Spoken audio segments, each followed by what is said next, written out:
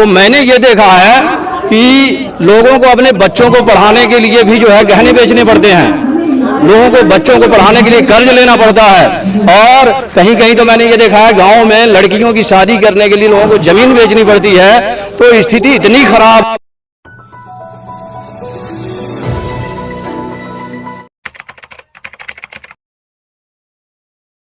अगर वो नाई का काम करना जानता है तो नाई का काम दे दे, झाड़ू का काम दे दे, कोई भी काम उसे दे दे।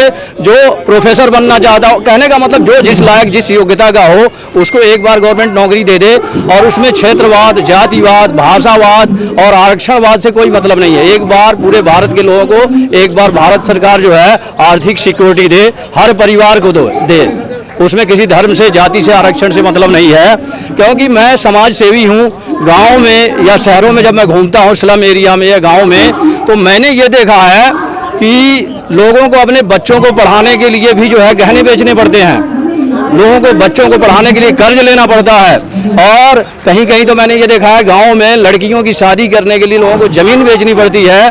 तो स्थिति इतनी ख़राब है समाज में। हमने जो है घूम के कई गाँव में, शहरों में, कई क्षेत्र में मैंने देखा कि लोगों की स्थिति बहुत ही जो है बहुत ही दुखदायी है, बहुत ही जो है दुर्दशा हो रही। लोग जो है दुखी हैं, परेशान हैं और कष्ट में हैं, बहुत कष्ट में हैं। जो लोग गरीबों का दर्द नहीं जानते, जिनका पेट भरा हुआ है, वो लोग भले इस बात को ना माने, लेकिन गांव में, स्लम एरिया में अगर वो लोग जाके देखेंगे, गरीबों के बीच में रह के देखेंगे, तब पता चलेगा कि भारत में 99% लोग गरीब हैं। विकास होना अच्छा है, विकास को हम बुरा नहीं कहते, सब कुछ ठीक हो रहा है। लेकिन हम जो है मांग कर रहे हैं कि जितने गरीब परिवार हैं उन लोगों को एक नौकरी दी जाए, उसमें जातिवाद, क्षेत्रवाद, धर्मवाद कोई भी ना हो, कोई आरक्षणवाद ना हो। अब आपको जो है, जो हमने जो गाँव में या शहरों में लोगों की स्थिति देखी है, उस पर एक कविता है, रामधारी सिंह दिनकर ने एक कविता लिखी थी, मुझे याद आ रही है। श्वानों को मिलता दूध वस्त्र, श्वानों को मिलता दूध वस्त्र, भूखे बालक अगुलाते हैं। श्वानों को मिलता दूध वस्त्र, भूखे बालक अगुलाते हैं। युवती के लज्जा बसन बेच, युवती के लज्जा बसन बेच, जब ब्याज चुकाए जाते हैं। आप जब गांव में जाओगे, गरीब लोगों के यहाँ जाओगे तो ऐसी स्थिति मिलेगी। युवती के लज्जा बसन बेच, जब ब्याज चुकाए जाते हैं। मालिक जब तेल फुलेलों पर, मालिक जब तेल फुलेलों पर पानी सा द्रव्य बहाते हैं। मतलब पैसे, द्रव्य का मतलब अय्यासी पे अपना द्रव्य पैसा खर्च कर रहे हैं। जब मालिक जब तेल फुलेलों पर पानी सा द्रव्य बहाते हैं। पापी महलों का अहंकार, पापी महलों का अहंकार देता तब मुझको आमंत्रण, पापी महलों का अहंकार देता तब मुझको आमंत्रण। तो इस देश की स्थिति ऐसी है कि कुत्ते जो है एसी में रहते हैं, दूध खाते हैं, दूध पीते हैं। और गरीब आदमी अगर कह दिया जाए किसी जो है मंत्री से कि किसी गरीब आदमी को 10,000 महीने में दे दो या थोड़ी उसकी सेवा कर दो, उसको कुछ खिला दो, तो वो फटकार के भगा देगा। और एसी में कुत्ते रहते हैं, बताओ।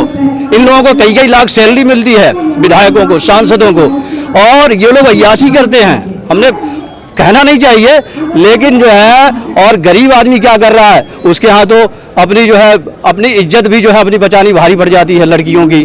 और ये लोग जो है अपने तेल फुलेल पर, अपने जो है अपने ऊपर इतना खर्च करते हैं, पानी की तरह से जो है पैसे बहाते हैं। अगर ये लोग समझदार बन जाएं, अनाप शनाप पैसे न खर्च हो देश में। इन लोगों का आवास 45 करोड़ का, किसी का 500 करोड़ का, किसी का 1 अरब का।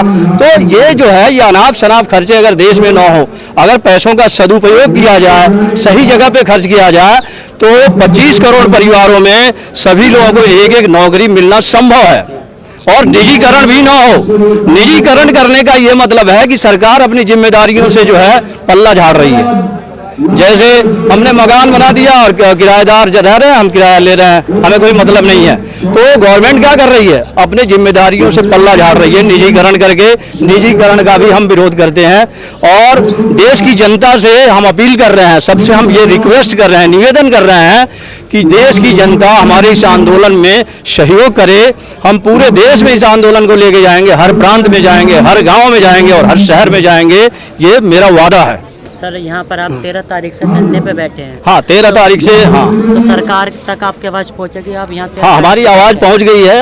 हमने जो है राष्ट्रपति को और पीएम को ज्ञापन भी दे दिया है। हाँ, तो सरकार ने क्या फैसला करा? हाँ, रिसीव हो गया। अब आगे फैसला सरकार क्या करती है। अगर सरकार फैसला जो है हमारे पक्ष में नहीं करती है, अगर सबको नौकरी देने का और सबके घर में शुद्ध पानी का, शुद्ध हवा की व्यवस्था नहीं करती है, तो मैं इस आंदोलन को जीवन भर करूंगा। जब तक मेरी जिंदगी है इस संघर्ष को करता रहूंगा। मुझे चुनाव नहीं लड़ना है, मैं समाज सेवा कर रहा हूं। और समाज सेवा अकेले नहीं, हमारे साथ जो है कई प्रांतों के लोग हैं, हरियाणा, राजस्थान, यूपी, दिल्ली, सब जगह से लोग हैं। बहुत लोग हैं, बहुत लोग जुड़ते जा रहे हैं और लोग सहयोग कर रहे हैं। सबका सहयोग है। दुखी हैं आप मोदी सरकार से? नहीं, मोदी सरकार से हम किसी सरकार की बात नहीं कर रहे हैं। हम राजनीतिक पार्टी से हमारा कोई मतलब नहीं है। हम किसी सरकार का विरोध भी नहीं कर रहे हैं। जो हमारे मांगों को पूरा करेगा हम उसके साथ हैं। तो किसके साथ हैं आप, जरा बताइए। हम अभी किसी के साथ नहीं है। जो हमारी मांगों को पूरा करेगा, जो मान लेगा, हम उसके साथ रहेंगे।